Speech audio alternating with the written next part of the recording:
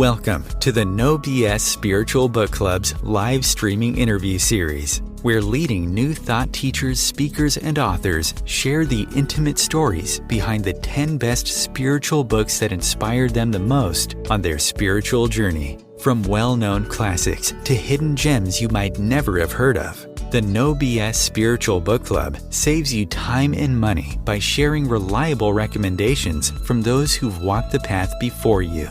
The No BS Spiritual Book Club, the only No BS guide to the best spiritual books to inspire your own journey of self-discovery. Here's your host, founder of the No BS Spiritual Book Club, Sandie Sedgbeer. Hello and welcome, and joining me today to share the stories behind the 10 books that influenced her the most on her life journey is social change adventurer, activist, author and teacher, Fabiana Fondevila. Fabiana is a former journalist, writer and columnist for some of the primary newspapers and magazines in Latin America, where she interviewed world-renowned thinkers, philosophers, mystics and scientists before deciding to shift gears and begin a hands-on, heart-first, personal exploration. Over the last 10 years, Fabiana has led year-long courses, both online and face-to-face, which take students on a personal and communal adventure of growth and discovery, challenging themselves to come ever closer to being the change that they wish to see in the world. Fabiana's latest book is Where Wonder Lives, Practices for Cultivating the Sacred in Your Daily Life, and it's the first of her books to be published in English. Fabiana Fondevila, welcome. Thank you so much, Sandie. It's such a pleasure to be here. I love your glasses, Fabiana. They're so cool. Thank you so much. And thank you for that beautiful introduction. So tell us what books mean to you and how you coped with having to distill your most influential spiritual books down to just 10 titles. Oh, that wasn't easy at all. But at the same time, it was very fun because it gave me a good excuse to spend an entire day with my library, just going through it and making decisions and going round and round trying to decide who made it to that top 10 list. And of course, I don't feel that was fair to all of the authors that I so love. But again, I had to make a choice. As with many people probably watching, I am a big fan of books, and they have made such a huge impact in my life, especially spiritual books, because that is my calling. And I have found them a reliable way to get close to those authors that have experiences similar to mine and that have been able to channel some of that energy, not just their ideas, but also their hearts into these books. And so finally, I chose the ones that I've found myself going back to again and again. I think those are the ones that have become the most faithful companions on my journey. And did you put your list in chronological order? No. I'm more of a spontaneous kind of person in all things. So I pretty much just went with, well, the first two really there was no contest there. I think of, if I may already start talking about the first two books, Joseph Campbell on the one side and Mary Oliver on the other, I think of as a kind of spiritual mother and father. They've been luminaries in my life, each in their specific genre. And so I really didn't have to give a lot of thought. They were clearly going to be at the top because of the enormous difference they've made in my life. Again, in different ways, because Campbell, if I may start to talk about him, Joseph Campbell, I know I'm definitely not alone in saying this, has been one of those before and after figures, not only because of the ideas that he so elegantly put forth in his books and in his talks. It's really worth, if somebody hasn't heard him talk, it's so worth going to look for, at least for The Power of Myth, which is really the book that I recommended in its original form, which was an interview, and it's available on YouTube in little fragments. So that interview, which really opened up so many people's eyes to what myths really were about, and even more than that, because he wasn't a theorist, he was a pragmatist and a person who was very much alive in his ideas. These ideas were his not just his passion as a thing, as something to study, but as a way to a credo, a creed to live by. You could say. Mm. So, listening to him speak and transmit the energy that he found in these ancient myths was really quite contagious and inspiring, and energy and life affirming. So first I heard him speak. I remember a conference that somebody passed on to me, and I listened to it in the car. I still remember the time, because the whole ride I was thinking, I have to stop. I have to stop and listen to this man, because something is happening here, and it's not just another conference. And I think I did, in fact, stop, even though I was in the middle of a very busy road, and I just took in what was happening. And from then on, it was just been a nonstop feast of rereading him and quoting him and teaching about his ideas. And this is my favorite book, because all of them are so valuable. But this one is him being himself in conversation and opening up his world, his inner world, his life, his advice. And of course, being a journalist myself, I love interviews and conversations and the kinds of things that happen when people think out loud, and in the moment. So this whole book is a gem to me. The questions, Bill Moyer's questions, are also amazing. So, and he comes from such a different place, being a Christian man and with a completely different outlook. So all of it is just they're really making each other shine the whole time. So this is a book that I strongly recommend people read. I've heard of people saying that the books, their favorite books, the ones that meant the most to them, were their teachers. I don't think I've heard anybody say they were like their spiritual parents. Oh, yeah, definitely. For me, it's more than teachers, because I do feel that spirituality for me is an experience more than anything else. It's not so much an idea, or you can put words to it, but the words are never on a par with the emotions. And it's very much an emotional affair for me. And that's why I'm drawn to these two characters in particular, these two authors, because they were so alive in their spirituality, in their way of living, in their way of relating to the world, and even to the world of ideas. So when I read them, that spark immediately connects, and I don't even feel that I speak to them often. I do. So, yeah. You said that reading this and hearing his voice was a life-changing event, and you said it all began with this oft-quoted line: "People say that what we're all seeking is a meaning for life. I don't think that's what we're really seeking. I think that what we're seeking is an experience of being alive." Now that really shook you.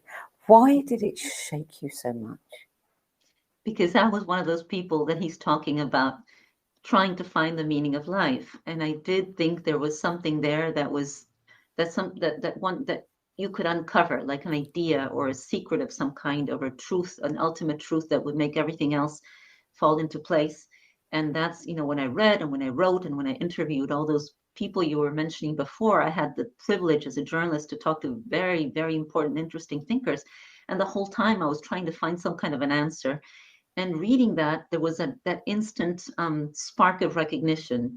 It's not an answer, because it's not an idea. It's not in my mind. I will never find it there, intellectual though one may feel. I was brought up by very intellectual parents, so that was naturally my road, the scholarly road. But then again, that's not where I really vibrated with all of these experiences.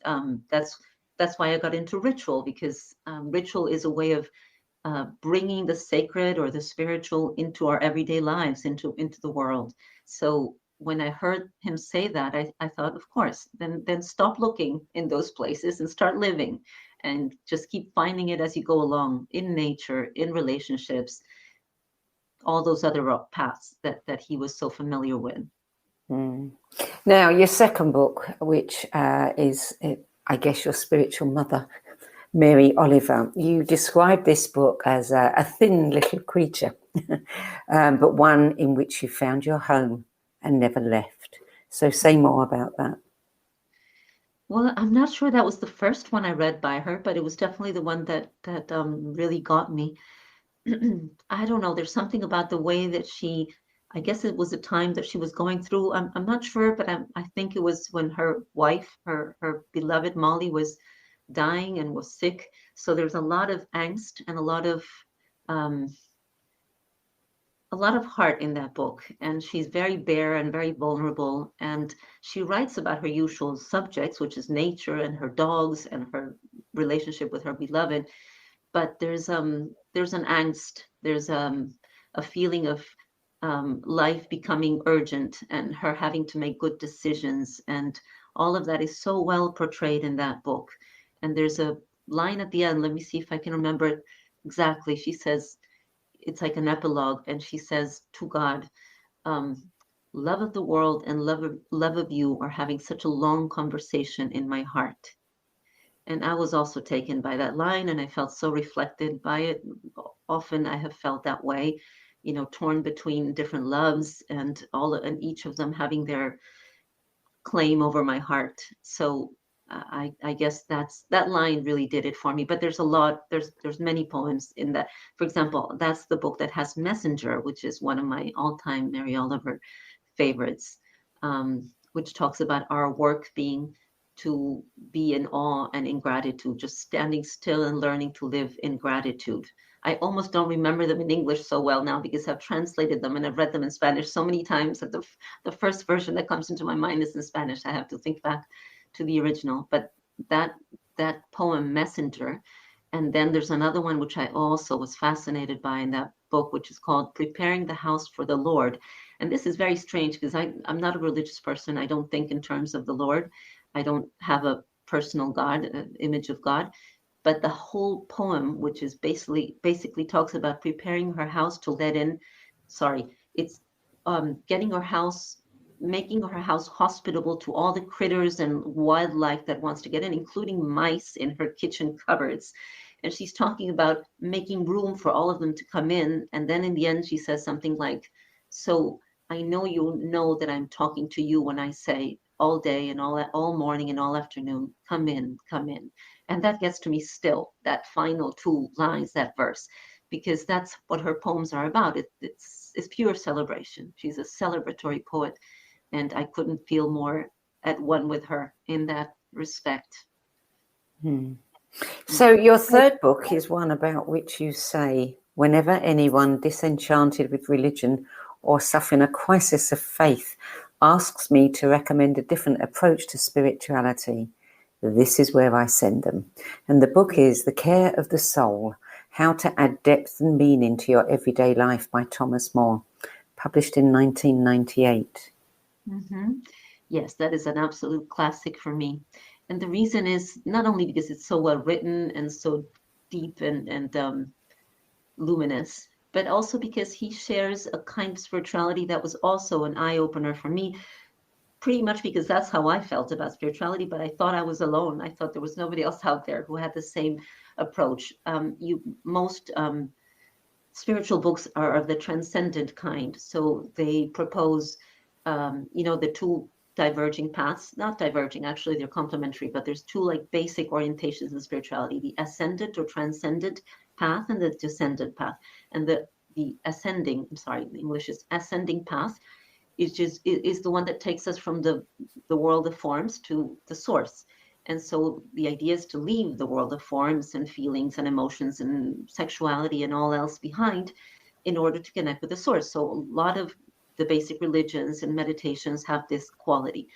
And there's not so much to be found of the descending path, which is how do we find the sacred here in the crops that you're caring for, in the animals, and in the things that happen to you every day in your life. And this book was a revelation in that way, in that sense, because that's what this book is about. It's about an everyday kind of spirituality, very much, very far from any solemnity. And also it's a way of the soul rather than of the spirit.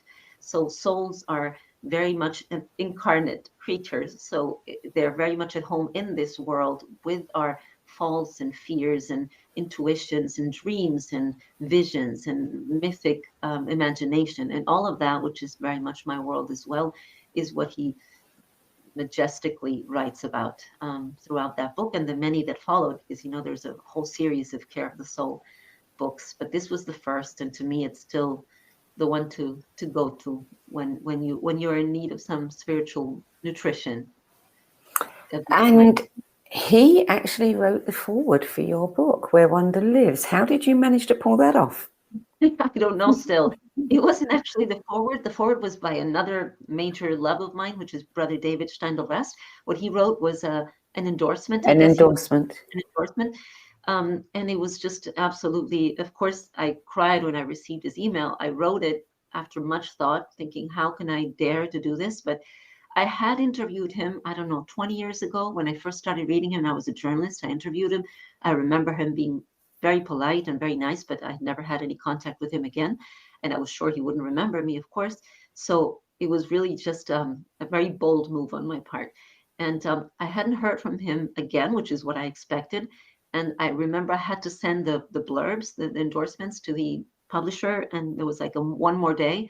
And I said, I'm just going to ask him just, to be on the safe side that he got the email. So I said, I'm sorry to bother you again. I just want to know if you received it. And he said, I was just about to send you this endorsement. And he said, he started out by saying something like, this is one of the best books I've read in. And I almost couldn't read anymore because I started crying. And I had to have my husband read the rest of it.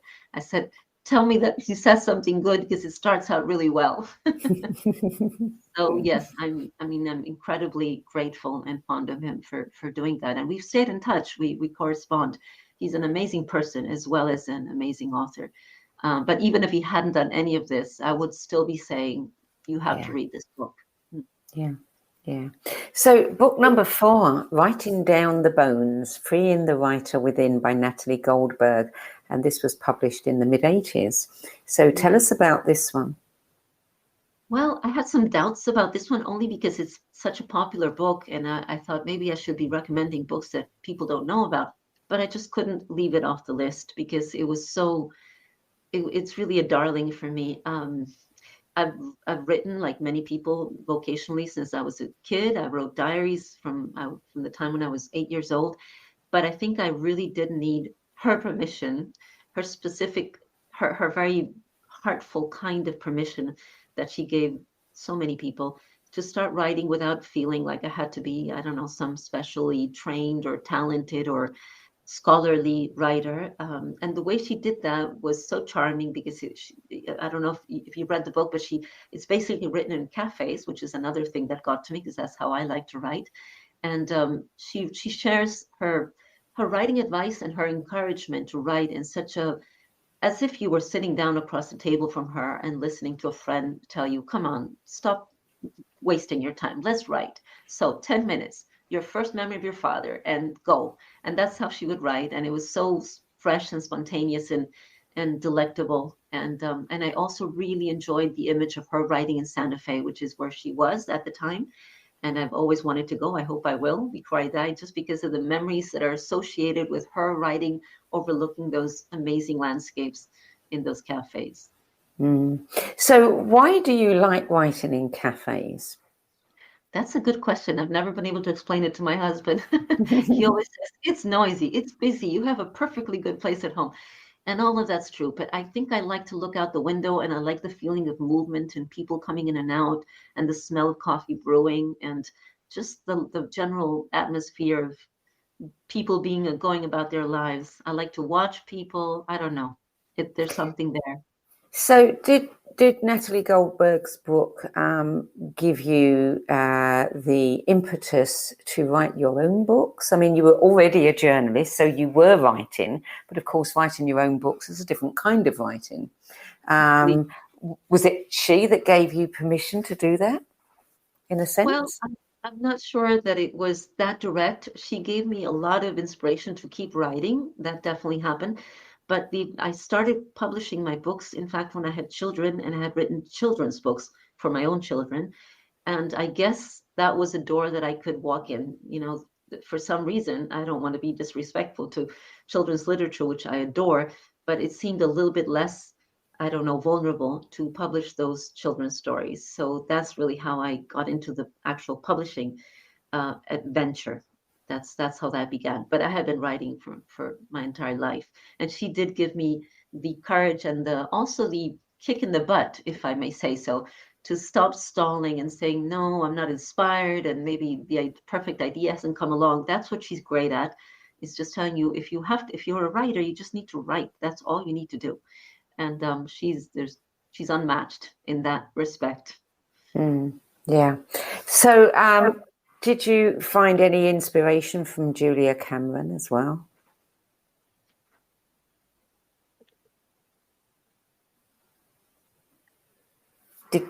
Have we got a problem with the sound there? Did you hear me? No, I'm sorry. Could you repeat that? Yes. I'm wondering whether you found any inspiration from Julia Cameron. You mentioned her in relation to this particular book. You said that years before, Julia Cameron's The Way of the Artist liberated blocked or frustrated creatives. Natalie Goldberg had already set us free to spill our guts and our visions on the page. I love that description, by the way. But did you also get inspiration from Julia? Yes, not as directly. I loved her book too, mostly because of the way she related creativity with spirituality and how she pretty much, there's a line, I think it's by her, although Elizabeth Gilbert says pretty much the same thing, but it's this idea of telling God or whatever universal force you believe in, I'll take care of the quantity, you take care of the quality, so to speak, you know, letting yourself open to whatever comes and not feeling so responsible for writing greatness. That's something that Julia does very well. And in her unblocking practices, all have to do with allowing some bigger force to write through you and to get its message across. That was helpful for me. Good. Yes, I interviewed Julia some time ago, and her books have been wildly popular. And I think they've helped many, many people realize that they can write. Right. And they don't have to be scared of it. Right. And especially because she doesn't just talk to writers, as Natalie does, but it's for any kind of creative. So I'm sure she's unblocked not just writers, but musicians and actors, and she's amazing at that. Yeah. She's very free. So book number 5, A New Republic of the Heart, An Ethos for Revolutionaries by Terry Patton. You say that this is for those of us who are frightened and dismayed at the state of the world. So tell me more about that. Terry's another one of my favorite authors because of how committed he is to what he does. He's always been that way. I've interviewed him many times when I was a journalist. And well, we're all aware of what's happening, and at times we tend to deny and to change channels because it seems hopeless at times, and it can be so dismaying. And so a lot of the times we feel like there's very little we can do, and everything seems to be in the hand of countries and corporations and politicians. But he tells a different story. He is more, he's the kind of thinker I like. He's a hands-on thinker, and he's a hopeful thinker, and he basically lays out, the first half of the book is an excellent, brilliant analysis of where we are and how we got here. And the second half is a roadmap to how we can turn things around. And I also feel very close to him in his vision because he is at heart, he's an optimist. He's a life lover, and he's devoted his life to helping people wake up. I'm not a fan of the term wake up, but come to their senses and come to a life of the heart. And so the way he combines these two challenges, how to have a rich inner life while at the same time pouring out that those discoveries and that wisdom and that insight into helping the world evolve, that's not something you see every day. It's that loop, which is exactly what I'm trying to teach in my courses, because it's what I think is the call of the times, is how to make that transition, or that, like an infinity between inner work and outer work in the world.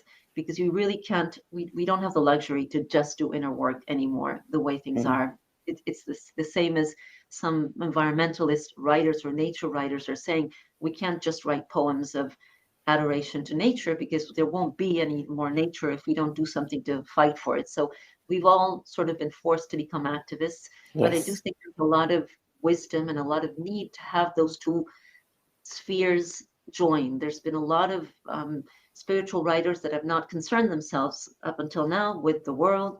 They've left it to the politicians and the activists, and there's activists who haven't done a lot of inner work, so a lot of their initiatives are lacking a little bit of depth, and we do need those two spheres, I think, to join and to feed off each other. And that's what Terry does brilliantly in his book, is to combine those two spheres. And he's an integral theorist, an integral philosopher, so he does it with a lot of, not just a lot of depth, but a lot of span. He brings in information and insight from all kinds of disciplines. It's a gem. That book is a gem. Yeah. So he did some work with Ken Wilber, didn't he? Yes. Yes. They started out, but he has a long trajectory of his own, and since then he's created a whole community of people working with his ideas, and he's undergoing a health challenge at the moment, which he's been very outspoken about, and it's very moving for me and all the people that admire him and appreciate him, the way he's really walking his talk. It's you don't get to see that every day. He's living this experience with the same consistency and transparency that he's always done everything, and it's just it's very awe-inspiring to watch him. So did you find, as you were reading these books, and we don't know the order in which you read them, but each one of them left a real big mark on you, or kind of motivated or leapfrogged you to another level of understanding about something? Right. Yes. They did so in different ways. Some of them brought in a new piece of the puzzle, so to speak, and others were more like finding a really good friend or a really good sister or brother along the way, and finding confirmation. And how we like to stick together, people who are the same, I don't know what the word would be, affiliation. Yeah. So some of them, like in Mary's books, Mary Thompson Reynolds, right? She and I had spoken a few times over an interview or another, and I was delighted with her book, and I found myself so reflected in her. The way, the model that she designs of these archetypes. Sorry, I skipped ahead. Is that okay? No, that's okay. Okay. Carry on. Her book is about the 5 archetypal, that's how she calls them, the 5 archetypal landscapes of the earth. So it's oceans and rivers, deserts, prairies, woods, and mountains. And this is her own construction. These archetypes are, of course, they live in the collective unconscious, but we can all group them in a certain way or make them out. There's different ways that we can approach archetypes, and this is her way.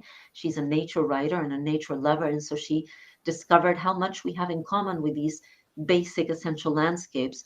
And since I am a nature devotee myself, I found myself very reflected in all of these ideas, and I found it very intriguing that we might find a lot of connections with landscapes that we've never actually visited, such as deserts. I haven't been in a lot of, I don't know if I've ever been in a desert actually, but when you read about the starkness, for example, the Santa Fe deserts that I've read through Natalie Goldbergs' books are very familiar to me, almost as if I'd spent time there myself. So I had no trouble connecting to the kinds of feelings, the starkness and the vulnerability and the openness and the idea of life and death being so out in the open.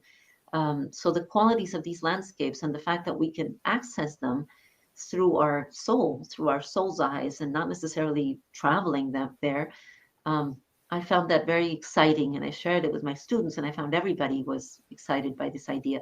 And one of the reasons I included it, aside from the fact that I love the book and I love the author, is that right now with the coronavirus and the fact that we're all staying at home, or we've been staying at home for so long, I thought it was a timely thought that we don't need to travel in order to connect with other parts of the world. They live inside us already, especially where nature is concerned, because we are part of it and it is part of us. So we can seek out the inner desert, the inner woods, the inner mountaintop, without moving geographically to see them with our own eyes. Yeah. It is interesting how different landscapes impact you. People talk about loving the sea. Most people like being by the ocean, but then you go to the desert, like Arizona or New Mexico, and it's a whole other, kind of starkness and a feeling and an emotional connection that you get. There's certain places in the world that I think we all just find ourselves wanting to melt into. There's something about them that really supports us and makes us feel good. Exactly. and they each have these specific qualities, because it's not the same. It's all awe. They're all awe producing landscapes or evoking landscapes, but it's not the same kind of awe that you get from a mountaintop, where you're standing Yes. above everything and everything is minute, and you get a sense of perspective and dimension. And it's a very different kind of awe when you're standing in a woods surrounded by trees, and you're one more amongst the trees, and there's light is filtered through the trees, so there's a lot of darkness, and that brings out other soul qualities that are familiar to us as well. And as you said, the desert with that starkness, and the seas and the rivers. I'm also a huge fan, especially of the river, because that's where I have closer to my home. What Mary did was put words and very clear associations with the kinds of things that the big waters provoke in us. And one is sensuality, the idea of going back into a body. It's a body of the earth as well, and it's the one we arose from originally. So maybe that's why it's such a sensual experience and such a feeling of, well, literal immersion in something bigger than us. So they're all familiar in different ways, and they all bring out different qualities in us that may not have surfaced if not in the presence of those landscapes, those inner landscapes as well as outer. So I think there's a lot of insight there. Yes, yes. Much more than just a landscape. Much more. Yeah. So the next book is The Smell of Rain on Dust, Grief and Praise by Martin Prechtel. Prechtel, yes. Prechtel, yeah. He's an author that I came across him not so long ago, but I instantly fell in love with him. And the reason, I must be honest, and I must say that, well, I was intrigued by the title of the book, but also by the fact that Mary Oliver actually recommends him in the I guess it's a blurb on the cover, and I've never seen her recommend anything else or even speak about any other authors. She was a very private person. So that instantly caught my eye, and I said, I have to find out who this person is. Then I realized that I had read articles by him. I had always been interested in what he had to say, and now I know why, because the book is another gem. What's interesting about Martin is that he is of mixed descent. Do you say mixed? Mixed race, yes. Mixed ancestry. Ancestry, exactly. So that's the word I was looking for, because he's part Swiss, and he has some First Nations blood, but mostly he was raised or he spent a lot of time in Guatemala, and I think it was also Santa Fe or some place, New Mexico. So he had a lot of contact with traditional native cultures, and he really drank that in to the point that he became some kind of a celebrant. He was appointed a shaman. And so he writes with a foot in both worlds. You know, he is a Western modern thinker, and at the same time, he has that very deep and earthy wisdom. And I have never read anybody speak about grief the way he does. He really takes it to an entirely different level. It's very poetic, but at the same time, very grounded, because what he says in, I'm sorry, Martin, if he ever reads this, I don't want to bring his entire beautiful gem of a book into a one-liner, but if I had to distill all the wisdom that he brings in his book, it's all about how grief is an opportunity, being the other side of love and being an integral part of love, because you cannot grieve what you didn't love. Yes. The role, the task of grief is to help us to praise the person who died, the person or the place or whatever it is we've lost.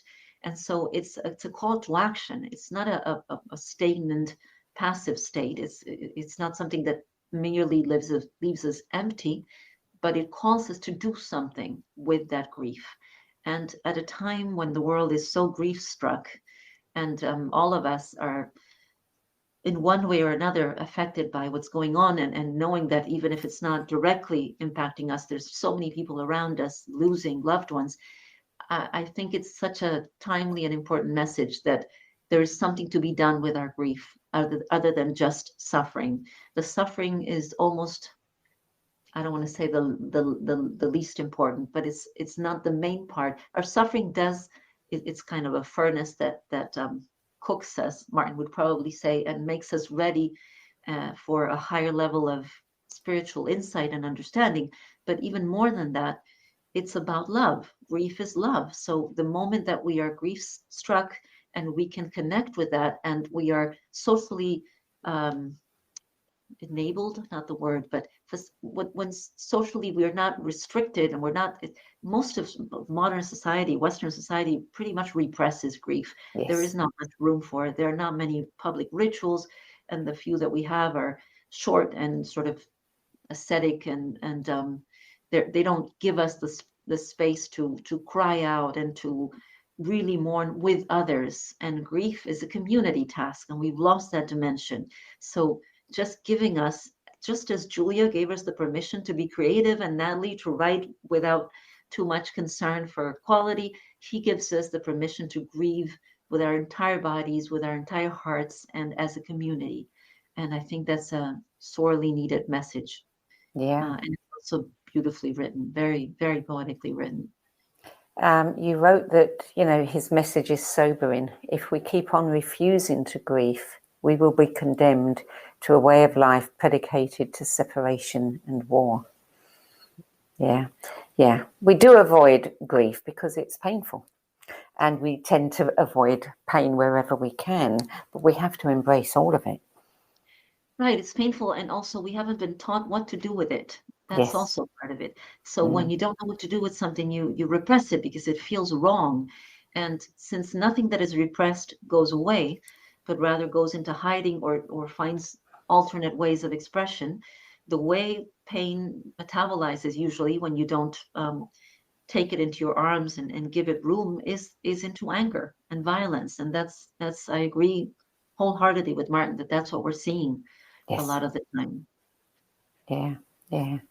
Yeah. Well, it's not a book that I've read, but certainly what you've shared about it makes me want to read this book. It feels like there's something really important there, that so there's another dimension that we need to explore that most of us have been ignoring.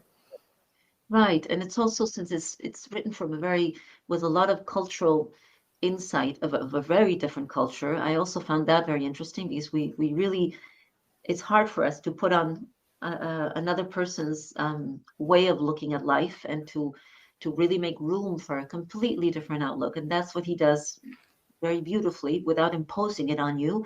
He really introduces you into a different mindset and heart space altogether. And he shows you, there's a beautiful example of a woman who's lost her leg, I think it is, and the way she lives without that leg, the way she mourns that loss, really brings it home to us, that everything can be mourned, and everything can make us bigger. Our losses don't need to diminish us. In fact, our losses should make us bigger. And and he really, I think, shows the way to let that happen to us. So the next book is An End to Upside Down Thinking: Why Your Assumptions About the Material World Are No Longer Scientifically True, by Mark Gober. This is a wholly different kind of book, completely different. This is appealed more to my intellectual side, but I have long believed and experienced the world from the point of view that Mark explains, and so many other researchers, which is not as a disparate and separate collection of objects, but rather as a community of interconnected beings and even objects. And the way that modern day science, or actually it's not so much modern day science, but materialist science or materialistic science, which is a particular strand of science, has looked at it and has taught science for so many years, really is misleading, because it does make us feel like the world is this inert, random, non-intelligent planet filled with mostly non-intelligent and dead things, except for humans and other animals.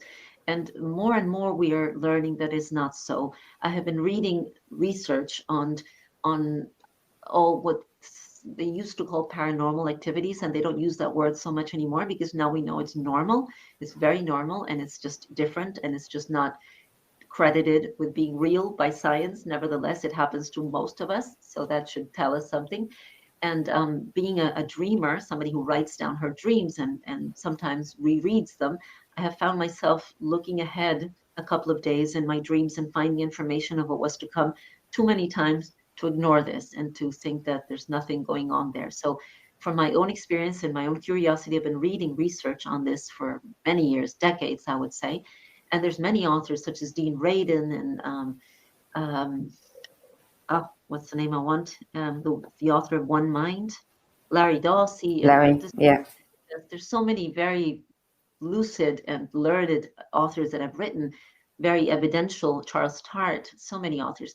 The reason that I pointed out this book, maybe it's because it's the latest to come my way, but also because he made a very strong case of a skeptic, former skeptic, and a person who does not come from this wing. He has not been studying this for ages, but when he came across some information, this completely, and first he said, this can't possibly be true. And then he started researching it and he realized that there's all kinds of information and he couldn't make out why this information has been kept from the public in a way, because it's not really published. It's definitely not taught in universities, except for some very minor exceptions.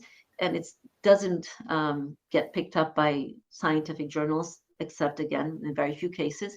So it does seem to be like there's some kind of conspiracy to keep this from us, under the guise of it's too good to be true. We wish it were so, but this is probably wishful thinking. And it turns out it's not. That seems to be more the fabric of reality than the way we've been taught as we grew up. It's not something that is clear cut. We don't know how it works. We don't know exactly how to channel it. All of that is true as well, but it exists and it changes everything, as he says in the book. So I like to give this book to my non-believing friends, to my skeptical friends, because it makes a good case and it's very journalistic, very compact and full of the necessary information. So I think it's a good place to start rather than going to the insiders who share, lengthier research and more detailed information. This is like a very good introduction to this sphere of knowledge. Yeah. Yeah. He says that today's disarray around the globe can be linked at its core to a fundamental misunderstanding of our reality. Ain't that the truth? Yes. I think he puts it wonderfully. And he also includes a lot of quotes by very important people that people don't know. Most of us don't know, are endorsing these ideas and are saying, listen, it's time we get this right. We are all one mind and we just feel and act like we're separate individuals, and on a different level we are, but at the same time we can tap into that common root, and that does change everything from a different perspective, but aligned with Martin Prechtel's ideas. If we tap into that common heart and into the fact that we are all family at a very deep and basic level, then we also don't need to go towards anger and violence and fear, and we can ground ourselves in something that is closer to the truth of who we are. Definitely a book for this time, without a doubt. Yeah. Okay, so the next one, I like the title. The Impossible Will Take a Little While. A Citizen's Guide to Hope in a Time of Fear, edited by Paul Bogat-Loeb. Yes. And this was published in 2004. Yes, that's a bit more recent, not that recent, but actually I also came across it not that long ago, and I was instantly taken by the title, which is a part of a song by Billie Holiday, I think, sung by Billie Holiday. And it's a brilliant collection of essays on what real hope means. So it's in a way, it's a little bit more aligned with Terry Patton's book, but it's not so much a roadmap, but a collection of voices of people who throughout times, because there's essays by and speeches by Martin Luther King, and it's not just contemporary voices, but it's very well chosen. So they illuminate different angles. And he has, just to highlight my favorite, he has one, as part of a speech, I think, by Václav Havel, who was the former president of Czechoslovakia, a very brilliant man. And he has the best definition of hope I've ever heard, and I've always taught it from that time on. And that is that hope is not the certainty that something will go well, but the conviction that something is worth doing, that something is worthwhile, no matter how it turns out. So the whole essay deals with hope as an orientation of the heart rather than optimism, which is more, I think it's going to go well. This is so much deeper. And it's very aligned with that phrase by Martin Luther, not Martin Luther King, the original Martin Luther, that said, if I knew the world would end tomorrow, I would still plant my apple tree, which is, I think, maybe the most beautiful line ever written, because it speaks of that kind of hope. I'm not doing it for myself. I'm not doing this because it's going to benefit me in any way. I'm doing this because this is what's worth doing, and because life is worth it. And at a time like this, when things are so grave and we are so much in need of that kind of hope, because the other kind of easier hope, optimistic hope, has kind of gone down the drain with the things that one reads and one sees. We really can't fool ourselves into thinking there's going to be an easy fix. Nevertheless, we have to keep working, right? We have to keep doing. We have to keep finding more reasons for true hope and giving each other reasons to keep doing what must be done. So I think this book is very necessary, and it's full of good food, good spiritual food, for those of us still in the fight, in accordance with what I was saying before of this idea of spiritual activists. Well, actually, that's the exact word. Spiritual practitioners also being activists right now, because that's what we all need to be doing. It's an all hands on deck kind of time. So I think this book is food for those kinds of spiritual seekers, the ones who want to bring their ideas into action in the world, full of insight, full of gems throughout the book. And so the last book is My Grandfather's Blessings, Stories of Strength, Refuge and Belonging, by cancer physician and master storyteller Rachel Naomi Remen. Yes. Oh, she's a sweetheart. I have not met her. I have not spoken to her ever, but I feel like she's, I don't know, a well-beloved aunt. And I'm sure that many others have felt the same way. She really has a knack for telling it like it is and sharing her own story. She had the good fortune of having this amazing grandfather who was a rabbi, a very learned and insightful man. She was very young when he died, so almost all the memories that she shares are from when she was, I think, 4 or 5 years old, but clearly he had a very big impact on her, and she has the generosity to share it with the world, with those of us who didn't have a rabbi grandfather. And she also she's a doctor and somebody who suffered a lifelong illness herself, which is Crohn's disease. So she has the perspective of being both a patient and a doctor. And one of the things she's done, which has been marvelous, I think, is to struggle to bring back humanity and vulnerability and humility to the medical profession, which is in dire need of it. And that's what she saw. She tells the story of how in med school she had her vulnerability sort of driven out of her, because that's how they're taught to leave that out so that they can be effective doctors. And she said, something is wrong here, because I don't want to disassociate from my heart, and this is not doing me any good. So she started teaching doctors to be able to withstand, to stand emotions, and to stand together with their patients in the fire of uncertainty and difficult diagnosis. And it's just amazing. There's one story, I'm pretty sure it's in that book, because she has 2 books, as far as I know. I don't know if there's any others. And both of them are beauties. The other one's called Kitchen Table Wisdom. But this is the one that I read most often, the Grandfather's Blessings. But in either of these books, she tells the story. I'm pretty sure it's in this one. It's a story of her own suffering when she was first diagnosed. And no, actually, she already had Crohn's disease, but something came up and nobody could find what it was. And she kept going from doctor to doctor, and they were all getting sort of impatient with her because nothing came up in the tests, but she had all these weird symptoms. Until she came to this doctor who actually sat with her and took some time and listened very patiently and very respectfully. And when she was done, he said to her, look, I don't know what it is you have, but I will wait with you, and I will be attentive with you. And at some point we will find out. I will be with you and we will find out. And she ends the story by saying, and then a month later, when an abscess in my abdomen finally showed up in an x-ray, he was the doctor who did the surgery, performed the surgery. But she tells it in a very emotional way, because really what we need from doctors or priests or friends is that capacity to be with us in our pain, in our difficulties. And she is a master storyteller. So she does that for us as well as readers. She stands with us in our own struggles and uncertainties and doubts and self-doubts.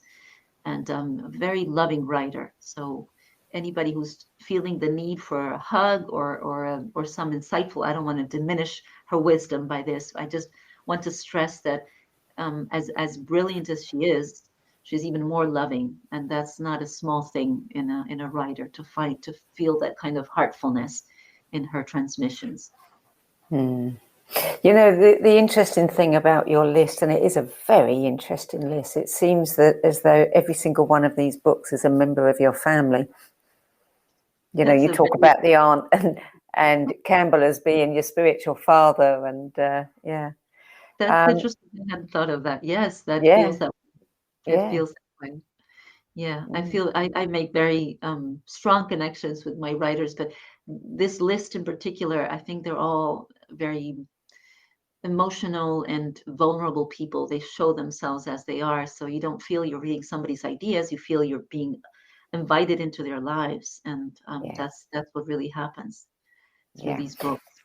And the book that you were talking about earlier, The Landscapes, the title of that is Reclaiming the Wild Soul, How Earth's Landscapes Restore Us to Wholeness, Mary Thompson Reynolds. Is there anything more you want to say about that book? That it's full of practices as well. It's not just the map that she drew, which is beautiful. It's actually a mandala of these different landscapes, and with affirmations that you can say to bring those energies closer to your life and to embody them. But aside from all that, there's very good practices chosen to embody these different qualities in ourselves. So that's a practical book. So going back to your life journey, you were a journalist for many, many years, and I can imagine that it was a very rewarding job for you, and very stimulating too. And then you gave it up. Which of these books, or how many of these books, had something to do with that switch? Oh, what a good question. I hadn't thought of that. And there's several, really. Mary Oliver's poems certainly had a lot to do with it, because they brought me ever more into a more sensitive, soulful connection to life. And journalism, even though I was writing about very emotional topics, it was funny because it's almost classic. What's the word I'm looking for? It's very transparent, the road I took as a journalist. I started out writing about politics, international politics, and then more and more, as I came closer to being who I am and allowing myself to be who I am, I started writing about softer and more emotional topics. And I ended up in the magazine for many years, in Sunday magazine, writing about the things that I went. And then the last, 5 years, I exclusively wrote about spirituality, which is something that newspapers don't normally cover. And I had the good fortune that I was allowed to write about dreams and archetypes and all of these things. So more and more, I was growing closer to these concerns and these interests, even within journalism. But then at some point, the tug was too strong, and it even though I was writing about these topics, it was still from a journalist standpoint. So I was making questions, and I had to. It was very much a mental activity, and I needed to put my body into it. So I would say poetry certainly, and Campbell as well, because that whole invitation to follow your bliss and to come closer to your true passions. But it was a difficult leap, because I was very much a journalist, and I had been a passionate one my whole life. So that was my identity for a long time. I remember calling people, and I would always say I worked for one of the two largest newspapers here. So it was easy to call somebody and say, I am so-and-so from Clarín, from this newspaper, and anybody would pick up the phone, and suddenly it was just me. If I had to call somebody, there was nobody backing me up anymore. So it was quite a leap, but and also to become a teacher. Yes, that took a while. It's still kind of hard to say, to declare myself a teacher, even though I have many loving students, and it's been a while now. But you know how it is with when you change gears into a different identity, it's always a while until you can comfortably call yourself that. But I like to think of myself more of a guide a companion in this road. But yes, I have many students that I love very much. Most of them end up becoming my friends because of the kinds of things that we share, which are so personal and so close to the bone for all of us. But it's been an interesting shift from writing to then embodying to then teaching, and it's a very hands-on practice for me. Not so much now that it's all online, but even so, I really try to keep it an embodied practice. When we were getting together face to face, we would prepare, I don't know, when we would explore nature, which is always part of my curricula, I would bring different herbs and we would make teas and medicinal products, and the senses are always there because I don't like things to get too intellectual. I like to keep them close to the heart and the body. So it's a very strange combination of practices that we do. Well, in your bio, you say that, what you're doing is helping people understand themselves better and move towards, who they really want to be, what they really want to do. How are you doing that? That's another good question. I think maybe what I most try to do is to propose practices and ideas that bring us all alive. Because when you come alive, when something makes you come alive, you remember who you are, yes, what strikes a match in your heart. So a lot of the things we do are, I don't know, just to give you an example, last night we're working with mythic imagination at the moment. So what we did was draw a map, even online, everybody, all parts of the world. But after a short visualization to bring us into that imaginative state of mind, I had them go out into the world, in their imaginations and draw a mythic map of their neighborhood. What's significant and what would you call that tree and what would you call that lamppost? And so almost as if you had your own little Narnia, laid out in front of you. So people very quickly realize what it is that's alive for them. What comes to my mind? Is it maybe it's something that's not even in my landscape right now. It's something from my childhood or some place that I would like to be. So all kinds of experiences always point to the same place, which is, what are you about? What ignites you? What makes you feel alive? Yeah, that always fascinates me, is when you get to that little kernel in someone and all of a sudden, they open up and they literally light up because they're in their passion. They've tapped into something that's really, pivotal to who they are. And I think then, I always call that the glamour principle, because when someone is in that state, they just become so attractive, you can't not warm to them. Yeah. That's a nice phrase. I like that. Yeah, well, I mean, you talk about your course called Be the Light, and that's exactly what people become when they're in their passion. Right, exactly. And the interesting thing is that all those passions can be so completely different and diverse, but all of them, when you listen to somebody, as you say, and who is in that place, you get it catches on, even if it's something very far removed from your normal interests. It opens up something in you as well, no matter what the person is talking about. So I do think this is something that in adulthood, for some reason, it's been kind of stomped out of us or bred out of us through school and civilization and everyday concerns. So I do think there's a need for a new kind of aliveness that was familiar to us as children and that we can regain pretty easily, actually. But if we don't specifically go there, then we miss it. You can just become too concerned with less important things and miss out on what we're really here for. Yeah, the seriousness of adulthood. Yes. And responsibility overtakes that incredible, I love Jean Houston's phrase, the imaginal realm, because that's where we live as children. Right. Definitely. And as I said that, I just remembered, can I add an 11th book? Can I mention a book that didn't go to me? Technically, no, but go ahead. Tell us what it is. because I came across it afterwards. Otherwise, it might have gone in the list. It's a new book, and I was fascinated by it. It's called A Call to Further Becoming, and it's by Sue Brightman. And just let me tell you briefly, it ties in with what we were talking about. That's the reason I mention it, because she did a study of 100 women to describe what life after 50 can look like these days. From 50 to 70 something, women are pioneering a new way of being in the world. This is especially about women, but I would say that it really pertains to all of us.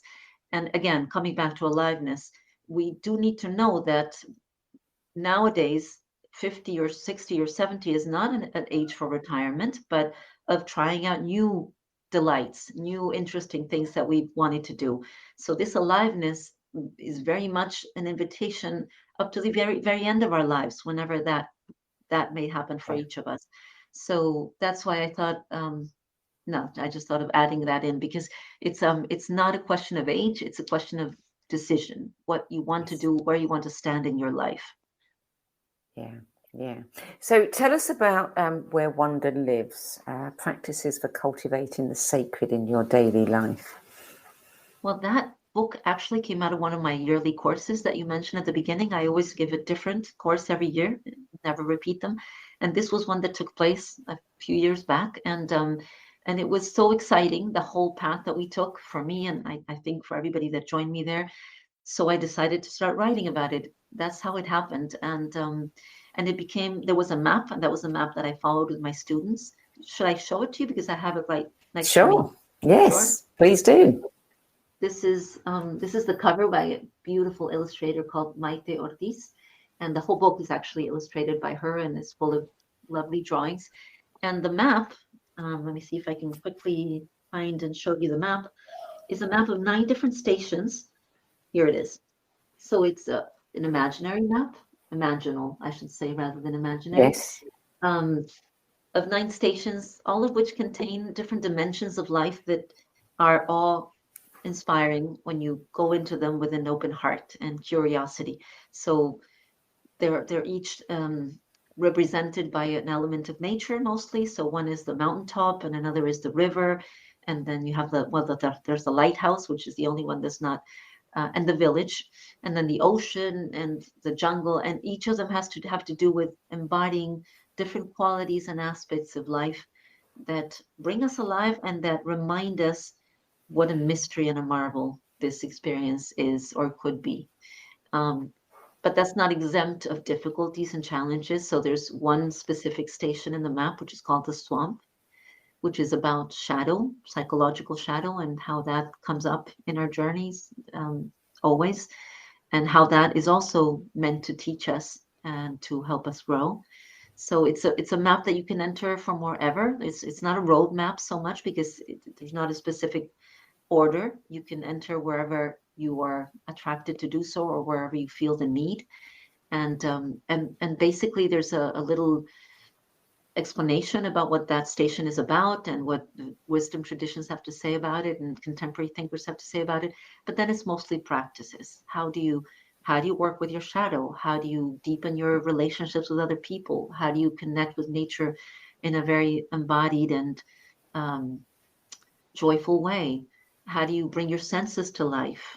How do you quiet your mind? I'm sort of going through all of them now. How do you unfurl your imagination so that your life will be inspired and magical and enchanted?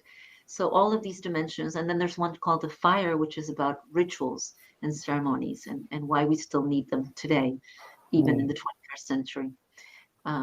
So yeah, it's quite a bit to take in. I'm intrigued by the fact that you say you do not repeat a course ever. I mean, most people, they have a successful course and there you have the model, and, other people then hear about it and want it. But what you're saying is no, if you don't get it the first time round, too late. Right. Well, I guess that's the journalist in me. I would be bored to repeat something that I've already taught. I need to keep exploring. I need to keep moving. But of course, as I think Campbell said, one is always re-exploring the same 10 or 12 passions, and I'm no exception. So the courses are different. There's a different map, there's different ideas, and hopefully each topic is enriched by what I've read and experienced since the past course, the past year.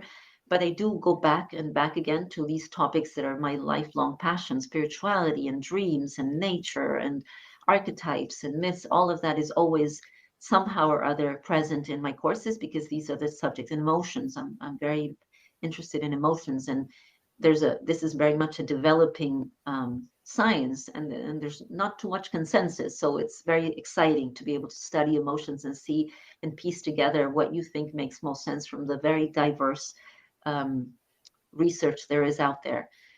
So no, I don't repeat courses. Sometimes people will write to me mid-year and will say, I might as well wait until take it next year. And I'll say, no, there won't be a next year. I don't know what I'll be doing next year, but not this. So that's always the way it is. But there's always a next course, or there has been for many years now. So you don't reach a place where you think, oh goodness, I don't have a course, in mind for next year, and then suddenly, what am I going to do? Every year around September, I think I've said all I had to say. This is it. I have to find a new profession. And magically, and I mean magically, around December, January, that's our year, because we go from March to December. And in our summer, which is January, February, suddenly it comes alive, and I'm thinking, oh, no, there's this. I haven't explored this. But every year there's a moment in time when I say, how many more courses can I teach? This is it. It's funny. Now I recognize that in me, and I don't get upset. I know that in a few months, when activity winds down and I'm quiet, something new will come knocking at my door, or at least I hope it will. So of all the authors on your list, if you could had the opportunity to sit down, have tea, maybe interview, or just have, a free flowing conversation with them, which one would you pick? Definitely Campbell, definitely Joseph. Because with Mary Oliver, I think I mentioned it in the review that I wrote, that I sent you. She was such a private person that I think I would have had a hard time knocking her door, even if I had had the chance. I know that she liked to be alone with her birds and her trees, and I just preferred to love her from a distance. But Campbell was, he was a talkative, and he was a conversationalist, and he enjoyed sharing his wisdom.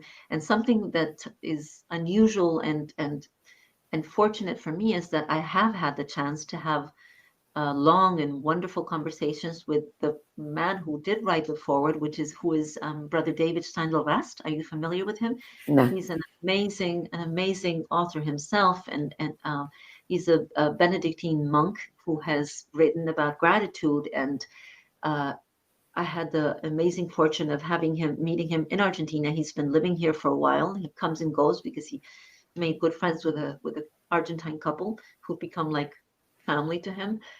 And he has met everyone. He has met everyone because he's so illustrious himself, and he's 95 now.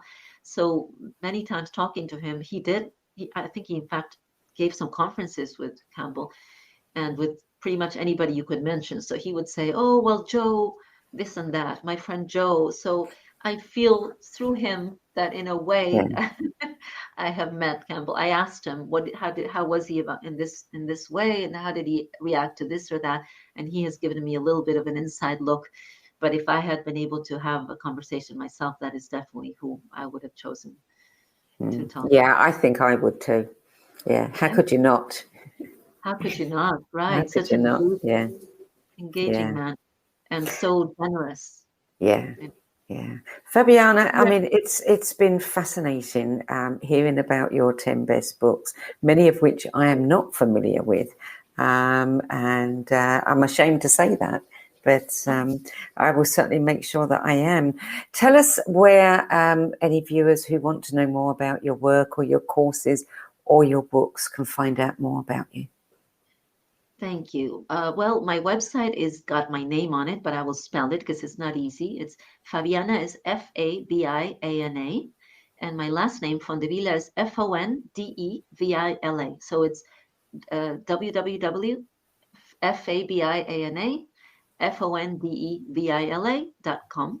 and then /English. But even if you don't write the English, when you go in, you will see it, and you can leave your contact information there to receive my mailing list, and there I share my courses and articles and poems and whatnot. So that's a really good place to connect. And I have an ongoing, as you mentioned, year-long course, but in English I'm doing it's once monthly instead of in the Spanish-speaking world, where I have a lot of more students, we do it weekly. But the English version is just a once a month, the first Saturday of each month. We go through the different stations of this other course called Be the Light, which is basically we're going around a house. The house is metaphor of the self. So we've been visiting the different spaces of the house. The kitchen is the emotions, and the basement, which we were just in, is the imaginal realm, and so on and so forth. So that will go on for at least 5 or 6 sessions more, and people can join in whenever they'd like. I'd love to see them. And Where Wonder Lives, I mean, it is the first of your books to be published in English by Inner Traditions. Do you have another one in the pipeline? I'm writing another one about aliveness, which is what we've been talking about. So it's a different map, but it's this time the flashlight, so to speak, is looking in places where aliveness resides, which is very close to all, but it's a different take on it. So I hope to have that by next year. I'm still in the middle of the writing, but thank you for asking. Fabiana Fondevila, thank you so much for joining us today. It's been delightful having this time with you and getting to know you. Same here. It's been amazing. And then thank you for your very interesting questions. You really made me think. Good. And thank you at home for joining us. And if you want to see any previous videos in this series, you can go to our YouTube channel, as well as the video page at the No BS Spiritual Book Club.com. That's it for this week. We will be back at the same time next week with another episode of Face to Face for the No BS Spiritual Book Club. Thank you. Bye-bye.